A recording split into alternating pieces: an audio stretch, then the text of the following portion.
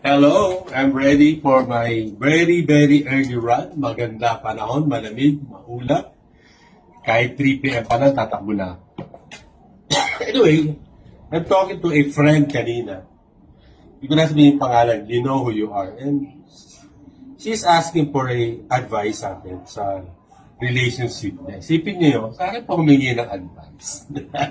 Anyway, ako kasi I have a two failed relationship. One is to my wife na. It's almost 27 years of married life. Ang pagkakamali ko doon, if I can share this, is tinodo ko, ibinigay ko, buong puso ko.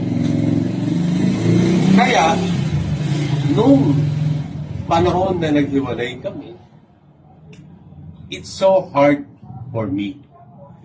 Kasi hindi ko alam kung saan hahanapin ang sarili ko. Kasi hindi ko minahal ng buong puso, ngayon ko lang nare-realize, ang sarili ko. Kaya dapat talaga love yourself first. Totoo sabi ng mga lolo't lolo, tsahin at tsuhin natin nung araw.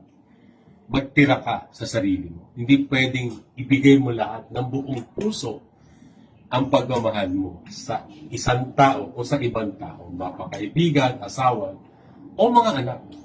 Magtira ka ng buong puso sa sarili mo. Second, relationship ko na nag-fail din. 2 years lang kami. Is, ang ibinigay ko, hindi buong puso ko. Lahat ng kinita ko at that time, ang binigay ko doon, yung kinita o material, pera na meron ako.